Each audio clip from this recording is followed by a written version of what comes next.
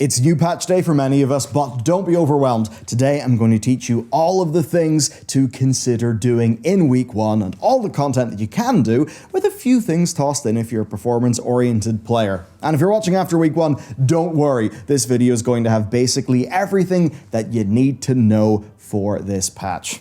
With that said, let's just get straight into it with some of the core dates. Dates and content unlocks. Season 2 begins May 9th, which is next week. Some content will only start then. As per usual, that means Mythic Plus, Raid, and PvP. But also, what's a bit different is that Fyrakk Assaults, they actually unlock, like, now, on week 1, rather than when the season starts, which is great. It gives you some more to do, including a very, very nice transmog to hunt down and some more power to earn. Also, unlike what we're used to, LFR Wing 1 actually does open up the same week as the other difficulty modes, which is potentially relevant to you. And that's because gear from the LFR bosses can be upgraded to mid-normal mode item levels using Whelp crests, which of course drop from LFR, amongst a few other things. Which does, I suppose, mean that the likes of LFR tier gear could be more useful, but of course, the tier bosses are not included in the first wing of LFR, so that's perhaps not particularly relevant. Though, what is relevant is, hey, our new revamped Patreon. We've got a fresh set of loot coming hot off the cool stuff we did with the coin last month. So there's new loot for May. We're bringing back the Lore Walking podcast very, very soon with an episode on Neltharion. We've got multiple behind-the-scenes videos up, a few kind of like bonus segments, bonus videos on topics like the backside of Azeroth and some bizarre stuff with maps coming up soon from me, videos on how we work, early access content, and more. And as time goes on, I'll be putting as much as I can into what we're doing for members, so you can hop aboard at that link down below. Next though, let's talk about upgrades. So, if you already know about the upgrade system, you can skip this chapter of the video, and if you want an in-depth guide, we'll be publishing ours tomorrow. TLDR though, you earn things called flight stones by doing just about anything in the game. These are uncapped, but you can only hold 2,000 at once. You then earn crests, which are a little bit more useful, powerful, you could say, by doing just some higher activities, be that dungeon, raid, also some weekly activities, that kind of thing. Just basically look at the gear that you get in the patch, look at its tooltip. The upgrade vendor will tell you what you need to upgrade it. It's very simple, and you'll learn more in this video. The only exception to this is PvP gear, which stays with the new system as of Season 1 of Dragonflight. Okay, the campaign then. So, unlike the last campaigns that we had, this is not tied to Renown, though we're still not 100% sure on its release schedule. Likely it won't all come out at once, of course. Now, this does have some fairly good rewards. Most steps contain plenty of Niffin rep, which is the new Renown bar, and also Whelpling crests. The fourth leg of the campaign is what gets you the new Slither Drake dragon riding mount, and then week 5 gets you a transmog ensemble plus a Drake crest, with the final non-epilogue campaign, it's the one that gets you to go and kill Sarkareth, that actually gets you a worm crest. Okay, now that you've got all the core knowledge, let's talk about useful catch-up. Now is the perfect time to get your alt characters up to speed with the new gearing system. So, the Explorer and Adventurer labeled gear that you'll be getting from the world content this week can be upgraded all the way to item level 398 by only using flight stones, right? Which means, basically, you can just go and grind it. There's a real nice element to this as well. Your highest item level in each slot is essentially tracked game-wide, account-wide. And if your alt's item level in that slot is below your main's, then the cost of the upgrade in flight stones is actually halved, which is just amazing. What a great system. Beyond that then, you will need Whelpling and Drake crests, of which you can earn a few, and you'll learn that later in this video. Another thing then is crafted gear. So this patch adds the new Titan Training Matrix 5, which unlike the version 4 that we had in the last patch, it's not an RNG drop. They're actually made by enchanters at the cost of 150 flight stones, which means that, perhaps using a work order, everyone can just get this gear because it brings it up to 398, I believe. So that's another nice little bit of catch-up for your alt characters. And now that we've covered that bit of catch-up, let's talk about things to do. Time to learn about the entire Zaralek Cavern. It's WoW's big new zone, and even alts can fly straight into it without any prerequisite questline or anything like that. So let's break down the content, which all surrounds the new Niffin reputation. So they've got a big weekly quest, a worthy ally, and it's just a bit like aiding the Accord. You fill up the bar. Now, when you do that, you'll get reputation, about 1,500 gold, 200 flight stones with a chance of more, some gear, and a dig map. That dig map will let you go Sniffnseeking. More on that later. It'll get you some gear and nice rewards. And this weekly quest unlocks after you've done the first campaign chapter. For the zone itself, we've got the usual smattering of rares and treasures, with those rares actually appearing on your world map and having similar HP to those of the Forbidden Reach, which actually was all paced out to be a surprisingly compelling little gameplay loop back then. Now, you'll want to do these, of course, for the unique rewards and the flight stones. But on top of that, we've actually got a new wide range of public events. These spawn in regularly, you'll see them marked on your map with an icon, and those icons appear 60 seconds before the event starts. These are quite varied, and doing them will get you either a blue or a purple bag of loot. Now, these bags of loot contain between 5 and 15 flight stones, depending on the quality, some Niffin rep, and very importantly, unearthed fragrant coins. Now, these coins are really useful, so you'll absolutely want them. And the reason why is these coins can be used to purchase up to 2 Whelpling and Drake crests per week. The vendor for this unlocks at Renown level 4, and the game will point you toward it. Now, especially the Drake crests, those are key, because those can upgrade your gear to a maximum item level of 424, which is, pretty much the best that you can get for doing world content. The other way to get those coins, amongst some other rewards, is doing the new big weekly event, which, think about, say, the Obsidian Citadel, the Ascara Soup, it's a bit like that, but this time it's called Researchers Under Fire, and you can see its timing on your world map. Okay, so the more you participate in it, the more loot and rep you get, and this will include, rewards-wise, gear, Niffin rep, and more of those unearthed fragrant coins. And if you've got an excess of coins, you can actually get some cool things like mounts as well. Okay, but that's not all that we've got. We've got the new Sniffnseeking. This is really cool. It's a bit like this patch's version of the Scara Vaults from 10.0.7. Now, that big weekly quest will give you one of those maps, as I talked about earlier. You take these to the character Merit, and then you can go seeking.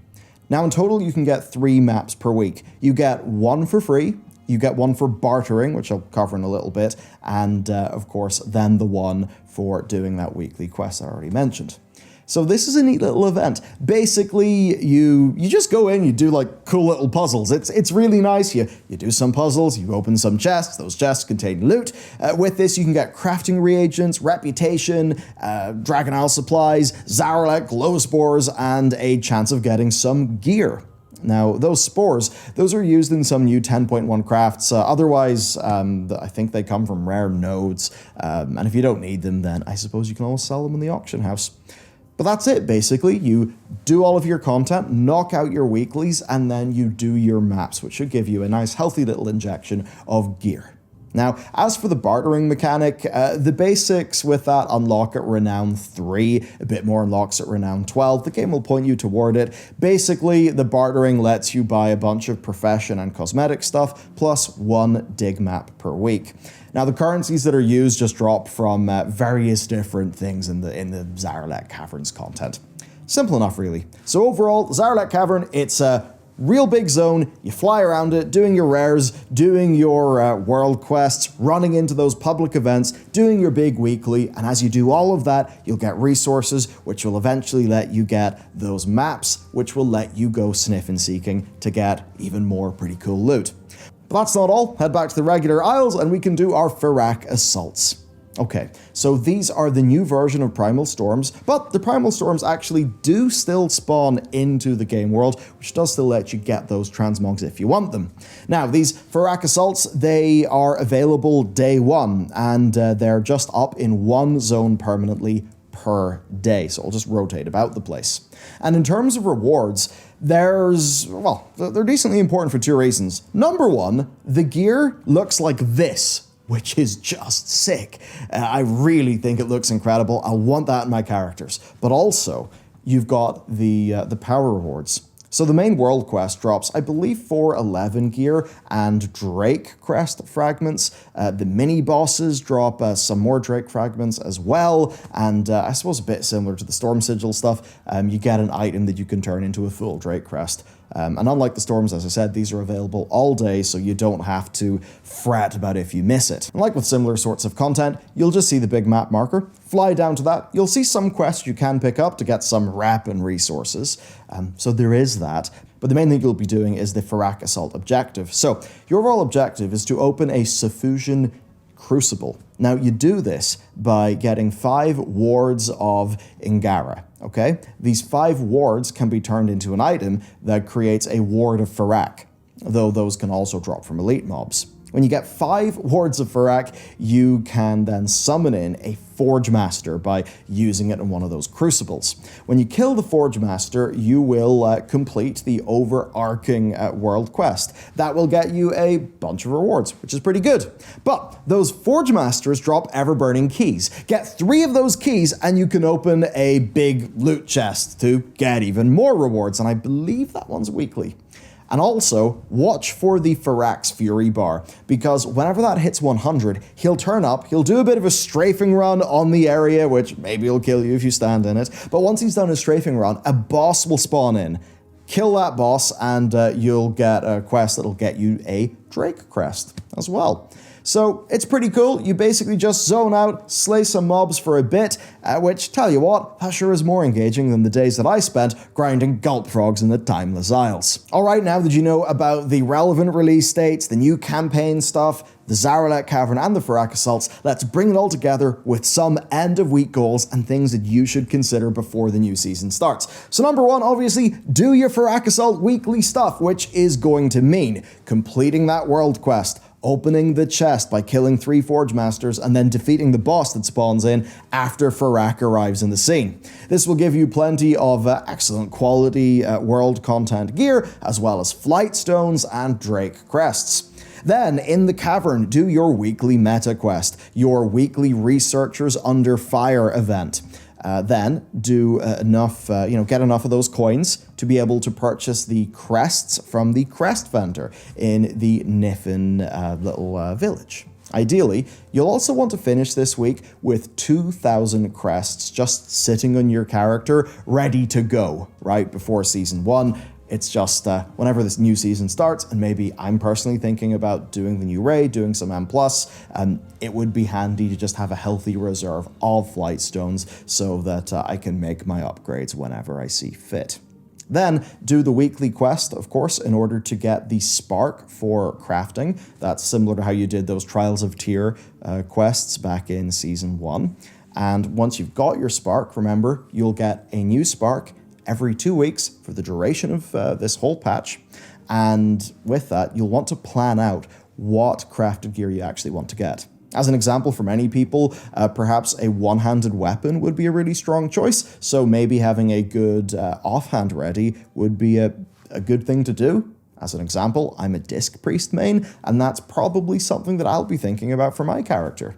Then, of course, you do have the Onyx Annulet, which is still relevant. Some would say fortunately, some would say unfortunately, but here's the deal. The Annulet goes up to item level 424. That is, of course, by just doing all of the Scara Vault stuff and just upgrading the actual little gemstones that go into it, which is, done with professions. So with this, it's excellent for some specs. Blizzard are not going to be nerfing it on start. They said they would nerf it in, I believe, patch 10.1.5. Now, the degree to which this is important for you will depend on what your spec is, but certainly if you've got a new alt, this is a big chunk of power that you will probably want. Now, on the bright side here, if you don't have this because you didn't do the patch 10.0.7 content, then don't really fret, because honestly, the Scarab Vaults are really fun. They're a really cool system, actually. And the gear tokens that you get, they'll still be useful for your alts. And if you happen to be there on your alt, trying to power up your Annulet, then you'll get those Forgotten Tomes, which will upgrade the gear that you get in the Forbidden Reach to high level 395, which certainly will actually just give you a leg up in this new patch anyway. So yeah, it is stuff from the last patch, but the last patch was like, I don't know, 8 weeks ago, 10 weeks ago. I mean, it's crazy.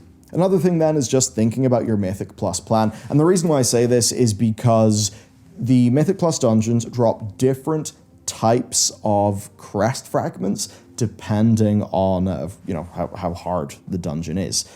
So, like, think about that. Of course, this new season of Mythic Plus, Keystone level to Keystone level will actually be a bit easier than they were in the previous patch, and of course will be a great source of the Flight Stones and the Crests. So personally, what I'm going to do is I'll just be making a plan about how many Drake and Worm Crests that I can get right now. What's important for me, though, is that Mythic Plus 11 to 15 earns Worm Crests. Now, as somebody who is going to be initially doing normal and then heroic mode for my rating, Worm Crests are really the ones that I'm going to be caring about the most. So that will be my own personal target for Mythic Plus. But okay, there you go. A few little pointers if you want to try to super optimize. But other than that, there's loads in this zone. You can still go do your, your snail racing to get some pets and mounts and all the usual stuff. Honestly, from a world content perspective, I think that they're in a pretty damn great place with this patch. And now you've seen this video, it's all demystified. So if you weren't really sure where to start, what to do, or what was even in this patch, now you know. I hope it helped. Of course, check out the channel. We will have all the content you could possibly need. Yesterday's video was on classes, so if you're still picking on a class, you don't really know what to play, you want to see what's new, you can watch that video. And of course, our big deep dive explainer on the new upgrade system drops tomorrow. Thanks for watching. See you next time.